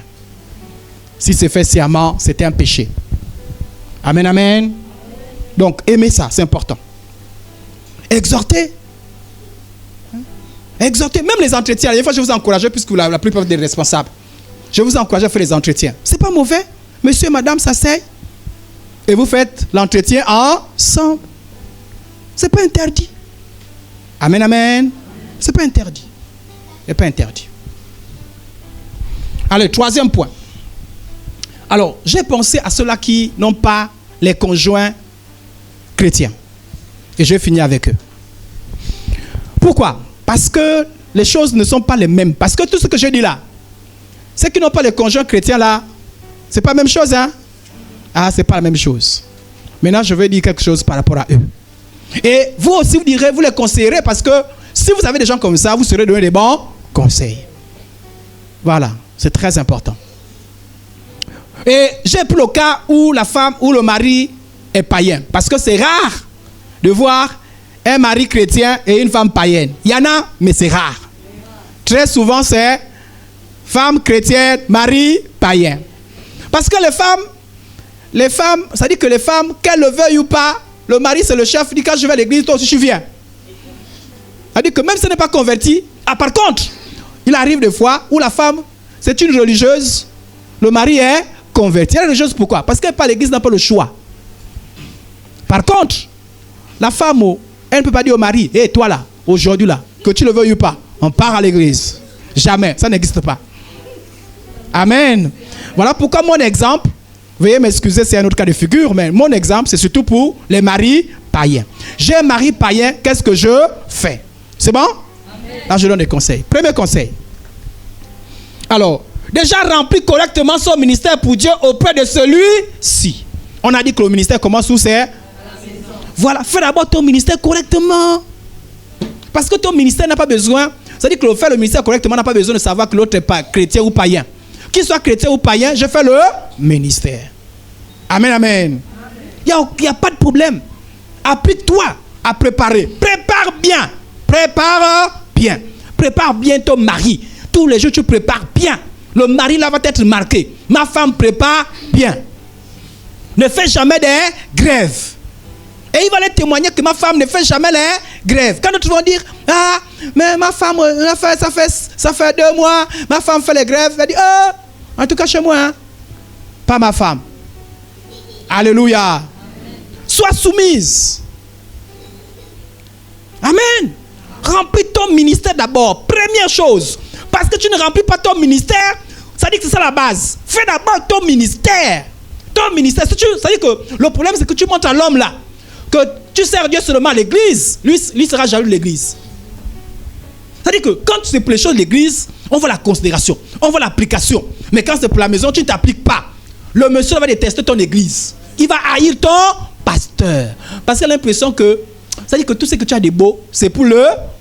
Parce que parfois, c'est même pas l'église, il va plus au pasteur. Hein. C'est-à-dire qu'il regarde le pasteur. Et le pasteur souffre. Hein. Il y a même les maris qui veulent parfois taper les pasteurs. Un jour, je suis allé quelque part visiter un monsieur. Et il m'a dit clairement, il a dit, normalement, je voulais te taper. Ah, il m'a dit ça clairement. Il m'a dit, normalement, je voulais te taper. Mais je ne sais pas ce qui me retient. Ah oui, il m'a dit, hein. Il a dit, tu as quelque chose en toi qui m'empêche de te taper. Parce que c'était prévu que je te tape. Ah oui, il m'a dit, on s'est assis comme ça là. Deux. On était deux. Donc s'il me tapait là, on n'était que deux. J'ai snatché, faut écouter, hein. Faut savoir, oh, ça ne t'a pas encore menacé, faut te préparer. Amen. Bon, j'avais prié avant, hein. Le Seigneur m'avait averti. Le Seigneur m'avait averti. Et j'ai senti la conviction qu'il fallait que je parte. Amen. Donc quand c'est mal fait, on déteste. Si y a une soeur en Christ qui te visite, on va détester la soeur en Christ. Si y a un frère, on va détester le frère en Christ. Parce que, c'est-à-dire, tout ce qui ressemble à l'église, on va détester. Pourquoi? Parce qu'on a l'impression que, c'est-à-dire, le meilleur de toi-même, c'est déjà pour l'église. Mais le mari ne voit plus rien. Et là, ce n'est pas bon. Ce n'est pas biblique. Donne le meilleur de toi-même. Si le mari fait n'importe quoi, que ce soit parce que lui-même il est faible, il a ses problèmes. Mais pas parce que toi tu as un problème. Oh, écoute-moi bien. Il y a des femmes qui viennent de l'église, qui ne font pas correctement leur ministère. Tu peux venir à l'église, même si c'est un païen, tu ne fais aucune grève. Même si c'est un païen, tu prépares. Même si c'est un païen, tu laves. Même si c'est un païen, tu fais correctement ton ministère. En faisant ainsi, tu élèves le nom de Dieu. Moi, un jour, j'ai trouvé une réunion. C'était des grands hommes élevés, ils avaient des grands postes. J'étais assis. Et quelqu'un disait, vraiment, moi, je ne blague pas. Je fais toujours tout pour amener ma femme à l'église. Parce que quand tu n'es pas à l'église, quand Dieu remplit son cœur là, non, mais je suis bien haut. Et il dit aux autres, faut amener les femmes à l'église haut. Parce que l'église arrange ma femme. Puis je dis, il dit, malgré mes problèmes, mais Dieu a arrangé ma femme. Parce que sans l'église, hein, avec mes défauts là, je devais avoir des problèmes. Vous voyez, un monsieur comme ça là, il est reconnaissant pour l'église. Quand il voit un tel monsieur, il voit le pasteur, même s'il est païen, il va dire, pasteur, bonjour, pasteur, bonjour, alléluia. Amen. Il sera en contact avec le pasteur, même si le pasteur n'a rien à faire à l'intérieur. Mais il va voir le pasteur. Si on voit la soeur en Christ qui vient qui en visite, bonjour, soeur en Christ, rentre. Ta soeur est là. Et c'est le frère, rentrez, elle est là. Il va me dire, oh, les gens de l'église sont là. Mais tu fais quoi encore? Va voir, ils sont là. Parce que lui, il a un bon témoignage. Et le bon témoignage qui fait ça, c'est toi. Parce que tu fais le ministère de Dieu correctement dans ta maison. Amen, amen. Mais si tu gaspilles tout, il déteste l'église, le nom de Dieu. Tes prières les nerfs, tes jeûnes les nerfs, tes lectures bibliques les nerfs. Oh, il faut d'abord faire correctement ton ministère. La Bible dit, il faut qu'il arrive à un moment où ils disent, merci Seigneur pour la femme que tu m'as donnée, le ministère. Et 1 Timothée 4,16, veille sur toi-même et sur ton enseignement. Persévère dans ces choses, car en agissant ainsi, tu te sauveras toi-même et tu sauveras ceux qui te coûtent. Dans le mari qui est païen. Serviteurs, soyez soumis en toute crainte à vos maîtres, non seulement à ceux qui sont bons et doux, mais à ceux qui sont aussi d'un caractère difficile. Ça c'est pour dire quoi? Faut pas dire, oui, ça c'est bien pour les maris doux. Même pour le mari qui a un caractère comment? Même pour le mari qui a un caractère comment? Dieu dit. Et Dieu, moi j'aime des choses de Dieu. Hein. Ils ne sont pas des patrons, mais appliquez ça à votre mari. C'est le même principe. On dit que soyez soumis. C'est-à-dire que même s'il est un caractère difficile, tu dois soumission. Fais le ministère. Ne dis pas non, moi j'ai envie d'être bien, mais l'autre, son caractère là. Non, la Bible te dit, malgré le caractère, tu es soumis. Vous n'êtes pas dit soumise. Deuxième chose, femmes, soyez de même soumises à vos maris, afin que si quelques-uns obéissent pour la parole, ils soient gagnés sans parole. Comment? Tu n'as pas besoin de parler. Mais comment? Par la conduite de leur... en observant votre attitude respectueuse et... Mais regarde comment tu parles au mari. Maman. Le mari dit, ah, toi tu as B, C, D, E, F, G, E. Et c'est la même bouche qui dit Alléluia. Quand tu dis Alléluia, le mari ne voit pas Alléluia. Le mari entend A, B, C, D, E, F, G, H. Oh. La Bible dit, ayez au milieu des païens, puisque tu dis que c'est un païen, et au milieu des païens, une bonne. En fait, là où il vous calomnie, c'est-à-dire que même si le mari te persécute, c'est pas grave. comme si vous étiez des malfaiteurs, il remarque vos bonnes œuvres et glorifie Dieu au jour où il est visité. Mais il faut espérer qu'un jour ton mari sera visité. Mais quand Dieu va le visiter, il faut qu'il se dise, il faut qu'il connaisse ce Dieu-là au travers de toi. Amen, amen. Si tu insultes Dieu, quand Dieu va le visiter, il va prendre conscience, mais donc tu es une païenne, tu insultes Dieu tous les jours. Tu insultes l'église, tu insultes tout le monde. Il faut avoir un bon caractère. Ça, c'est le premier point lorsqu'on est mari. L'autre problème, c'est important, lorsque tu es un mari qui ne prie pas. L'autre point, c'est que tu identifies le problème spirituel de ton mari. C'est quoi son problème? Est-ce que c'est un religieux? C'est-à-dire que, est-ce que d'abord c'est un païen? Ou bien c'est un religieux? C'est-à-dire que, qu'est-ce qu'on appelle par religieux? C'est-à-dire que ton mari là, même s'il ne vient pas à l'église, mais il aime les choses de Dieu. Ah oui, il y a des gens qui respectent les choses de Dieu. Hein? Pourquoi? Parce qu'il y a des gens, leur problème c'est même pas... C'est-à-dire que, il y a des gens qui n'ont pas de problème de conviction. Il y en a, certains maris, c'est un problème de conviction. Ils ne croient pas que Dieu existe. Ils ne croient pas en Jésus. Amen. Ils ne croient pas à la résurrection de mort. Ils ne croient pas au retour de Jésus. C'est-à-dire que son problème, c'est un problème de foi.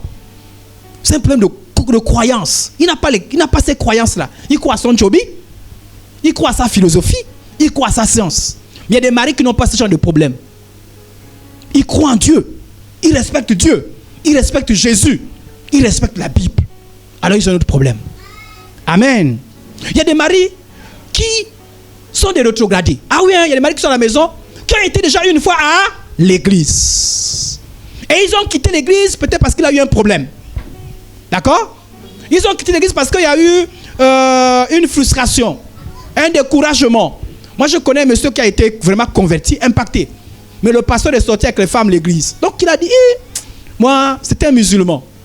Il a dit, vraiment, moi, j'avais une considération pour les pasteurs. Et depuis là, les choses de Dieu, il n'aimait plus. Et pourtant, il s'est converti. Hein. Je l'avais fait accepter Jésus. Vraiment, il avait accepté Jésus. Mais quand il y a eu ce problème-là, alors ils ont un autre problème. Amen. Il y a des maris qui sont des rétrogradés. Ah oui, hein, il y a des maris qui sont à la maison, qui ont été déjà une fois à l'église. Et ils ont quitté l'église peut-être parce qu'il a eu un problème. D'accord? Ils ont quitté l'église parce qu'il y a eu une frustration, un découragement. Moi, je connais un monsieur qui a été vraiment converti, impacté. Mais le pasteur est sorti avec les femmes de l'église. Donc, il a dit, moi, c'était un musulman. Il a dit, vraiment, moi, j'avais une considération pour les pasteurs. Et depuis là, les choses de Dieu, il n'aimait plus. Et pourtant, il s'est converti. Hein. Je l'avais fait accepter Jésus. Vraiment, il avait accepté Jésus. Mais quand il y a eu ce problème-là, il s'est dégradé, il est tombé. Mais lui, son problème, s'il n'a pas un problème avec Jésus, il avait cru en Jésus. Il avait accepté Jésus. Son problème, c'était le découragement. Donc, il faut discerner quel est le problème de ton mari.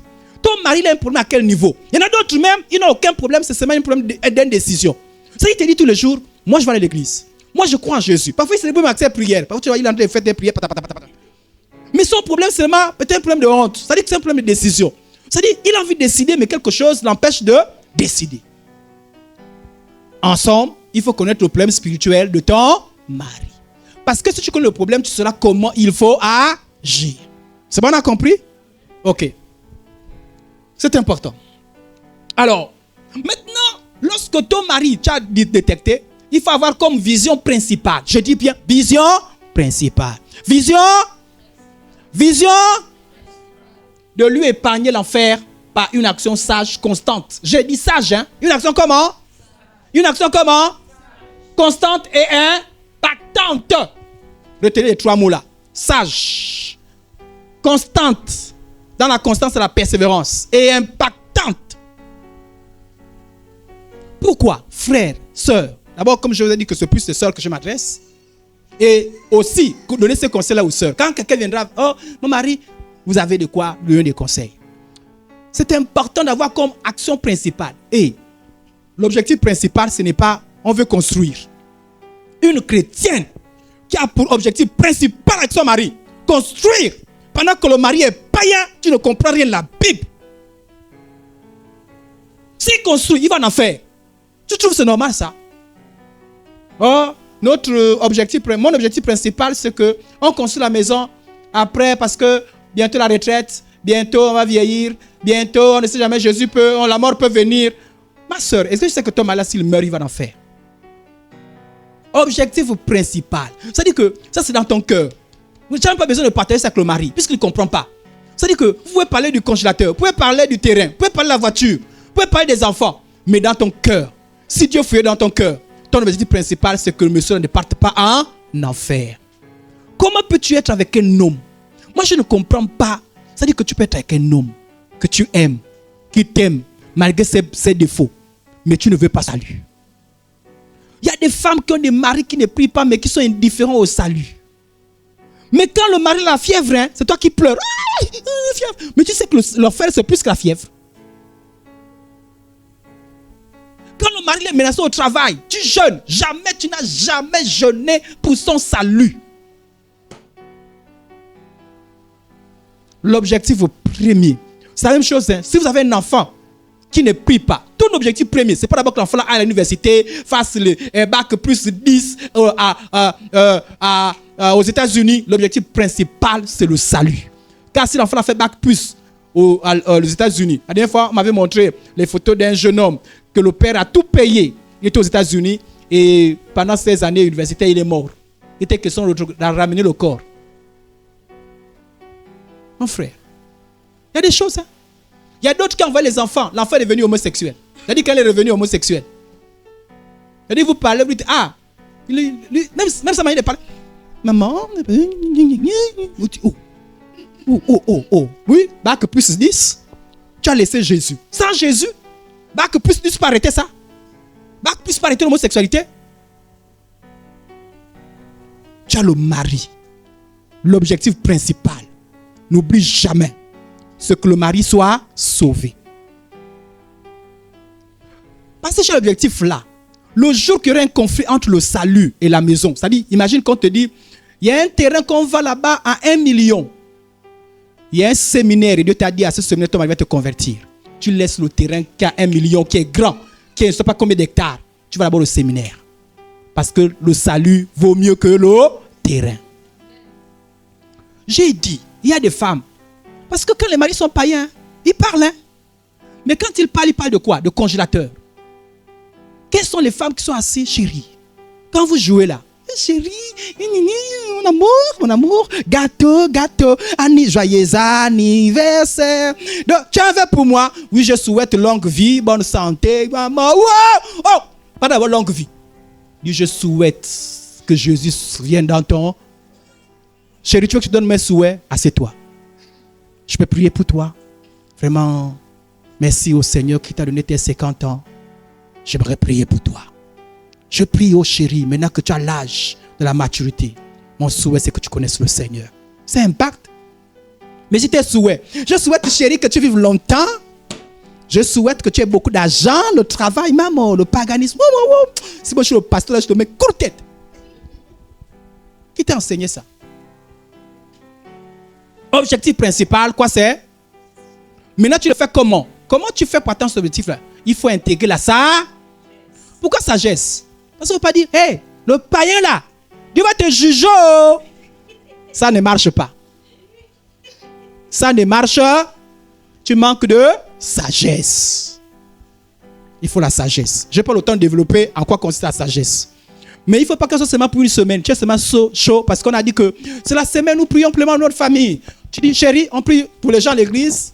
Je vais prier pour ta conversion. Il faut que tu te convertisses. Hein, parce que, et puis après, il dit, sagesse d'abord. Mais il faut que ce soit tous les jours. Tous les jours. L'une de tes premières requêtes quand tu pries, c'est quoi? C'est le... Même quand il te dit, prie parce que je suis malade. Avant de dire malade, tu vois d'abord la maladie spirituelle. Prie parce que je perds le travail. Prie d'abord pour le salut. Amen, amen. Fais tout. Trouve des occasions. Fais des choses. Ne t'arrête pas. Et fais. Plus le temps passe, plus se multiplie. Plus se multiplie. Quelle femme on a trouvé en train de pleurer? Et puis, chérie, tu pleures pourquoi? Chérie, je pleure pour toi. Pourquoi? Je ne suis pas mort. Ben, en fait, tu es mort. Toi, tu pleures, on te trouve en train de pleurer parce qu'on t'a pas donné l'argent. Chérie, tu pleures pourquoi? Mais la fin du mois là, les autres ont eu les primes. Les autres ont eu les vacations. Tu m'as rien donné. Ça, je t'entends parler. Hein. Si tu parles là, je vais écouter. Tu as pleuré pour l'argent, non? Tu as pleuré pour le salut. Attendez. Si tu ne fais pas attention, un jour tu vas arriver là. Souvent, c'est là que les gens prennent conscience. Ce qui me fait mal, c'est qu'il est parti en... Hypocrite. Comment tu peux faire 10 ans, 20 ans avec quelqu'un? Tu n'as pas pris conscience. Il y a beaucoup de gens qui ne prennent pas conscience que leur mari va en enfer. Sincèrement, moi, vivre avec quelqu'un qui va en enfer, dans ma maison, loin peut-être. Sincèrement, quelqu'un dans ma maison, tu vas respirer. Je serai sage. Je vais trouver des occasions. Yo. Et puis vous les femmes, quand vous voulez quelque chose, c'est pas vous savez qu'on dit souvent que, bon, c'est pas biblique, hein, mais souvent on dit c'est que femme veut. Pour dire quoi? Quand une femme veut quelque chose, elle va tout faire, non? Elle va tout faire, non? Mais pourquoi vous ne faites tout, pas tout pour vos maris? Comment tu peux être tranquille pendant que ton mari est en train de partir en enfer? Ce qui te fait mal seulement, il y a beaucoup de femmes qui prient pour leur mari seulement quand on dit tromperie. Oui, quand on dit maladie, chômage, c'est là où tu pries. Mais peu ont jeûné parce qu'il faut que le mari soit sauvé. Même quand tu pries pour être sauvé, c'est pour que le mari soit bien. Ce n'est pas cet objectif, d'abord bien. C'est pour le salut. Le salut, objectif principal.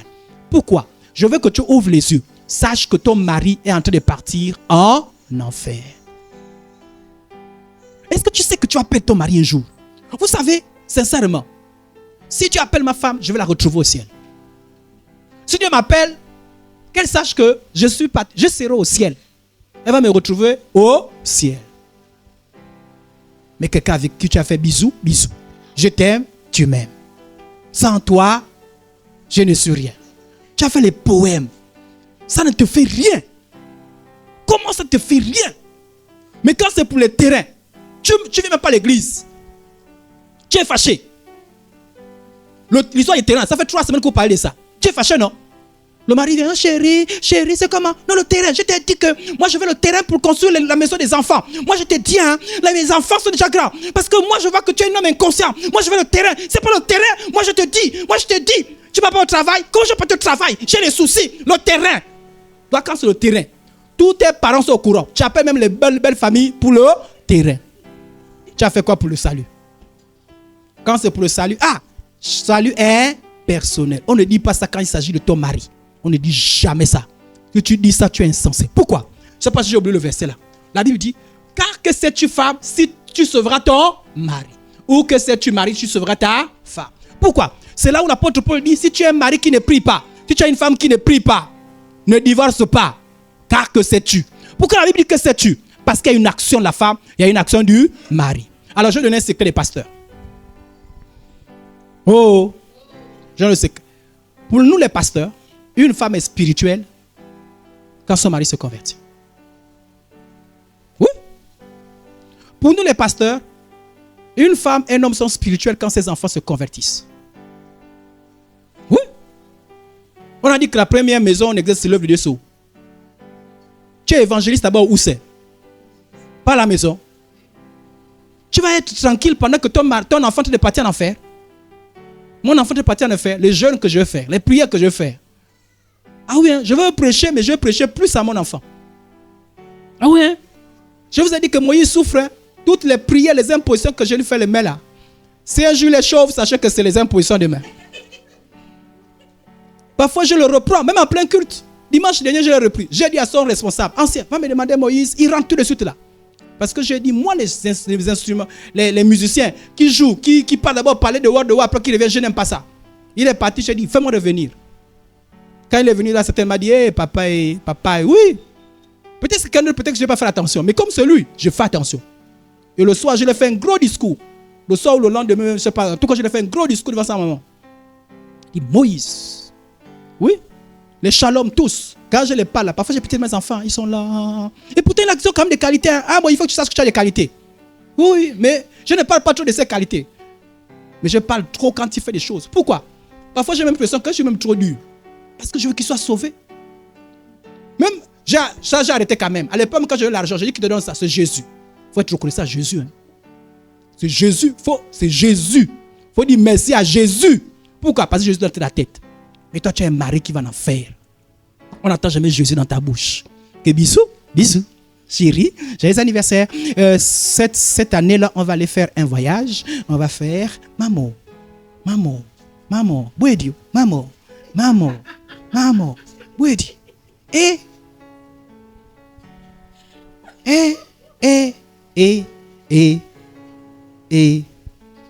parle. Les femmes savent parler à leur mari. Une femme peut faire changer de caractère à son mari. Use la grâce que Dieu t'a donnée. Use. Chaque fois que le mari est content, profite. Oh ma femme, qu'est-ce que je peux faire pour toi? Regardez, l'histoire des gens, je suis en train de terminer. Jean-Baptiste. Le roi qui a tué, c'était Hérode, hein, qui a tué Jean-Baptiste. Qu'est-ce qui s'est passé? La fille elle a dansé. Le père était tellement content, il a dit, demande-moi ce que tu veux. La fille a dit à la mère. La mère a dit, ça c'est des bonnes choses. Elle a dit, donne-moi la tête de Jean-Baptiste. Trop tard. Le père a donné sa bouche, sa parole. Il ne voulait pas, hein, mais il est tombé dans son piège. Quand le mari te dit, oh, qu'est-ce que je peux faire pour toi, ma femme? Achète-moi une voiture. Maman! Ah ouais. Oh. Moi, comme ça, une occasion comme ça, là. Chérie, viens quand même avec moi à l'église. Même s'il n'a pas refusé, même s'il n'a pas accepté. Mais ça a marqué son cœur. Je disais, je changeais les témoignages à maman. Ma mère de vie, je disais que quand ma mère venait me parler souvent, elle ne parle pas à l'église. Hein. C'est-à-dire que dimanche, elle ne parle pas à l'église. Mais elle vient me parler parce que moi, j'ai manqué le dimanche l'église. Oui, au début de ma conversion. Elle me cogne la chambre. Coco. Elle ne parle pas à l'église. Elle s'assoit. Elle dit, toi là, tu manques, j'ai l'église là. Tu me la revenais comme les autres. Dans mon cœur, je la déteste. Je dis, ce n'est pas l'église, ça me regarde. Ce n'est pas l'église, ça te regarde en quoi? Toi, tu manques l'église, tu me parles. Mais elle, quand elle a décidé de parler comme ça, là, elle parle. Et elle me dérange même, parfois je dors. Hein. Elle parle. Je la déteste pendant qu'elle parle là. Mais quand elle est partie, elle me balance même l'argent de taxi. Quand elle est partie, je la déteste. Mais ça pénètre mon cœur. Ça pénètre mon cœur. Parfois, je pars me laver en étant énervé contre elle. Parce qu'elle ne parle pas à l'église, elle me parle quand même. Je me lave. Et quand je pars à l'église, la parole de Dieu me touche. Pam! Et quand je viens, j'oublie même que c'est elle qui m'a envoyé à l'église. Quand une femme parle, ne suis pas ce que ton mari fait. Ça touche toujours. Si tu as l'habitude de parler, ne te décourage pas. Trouve encore de sagesse. Trouve d'intelligence. Amen, amen. Donne les cadeaux. La dernière fois, je vous ai dit, donne les cadeaux à vos maris comme Bible. Donne des invitations. Chérie, accompagne-moi à l'église. Même s'il a balancé, prends un billet. Pasteur, faites-moi un billet d'invitation pour le dimanche. Je n'ai pas de billet d'invitation. Donne-moi un billet. Je te fabrique un billet spécial. Chérie, billet. Il te prend, il balance. Tout. C'est pas grave. Tu pries, tu laisses d'abord le temps. Un mois après, tu fais encore un autre billet. Trouve des occasions. Sagesse. Un jour. Pendant que les démons vont l'attraper. Va dire, oh Dieu, que ma femme prie. Oh Dieu. Tu comprends, c'est ma chérie. À partir d'aujourd'hui, on part à... J'ai déjà vu les gens comme ça qui sont convertis. Hein. Il a boudé sur lui-même qui dit, chérie, tu pars pas à l'église aujourd'hui. Aujourd'hui, je t'accompagne. Moi, j'ai reçu des hommes comme ça là. Même la femme ne croit pas. Même la femme dit, non, c'est faux. Le mari dit, attends-moi. Parfois même la femme m'appelle. Je vais venir en retard parce que le monsieur a dit qu'il va partir venir à l'église aujourd'hui là. Donc même si c'est 9h, je dis, sœur, même si c'est 10h, reste. Même si il y a quelque chose à faire à l'église, on va te remplacer. Là, ça c'est un miracle. Amen, amen. Je n'ai pas le temps pour continuer. Que Dieu vous bénisse. Est-ce qu'on peut rendre grâce au Seigneur? Le Dieu 3 fois saint, Seigneur, nous voulons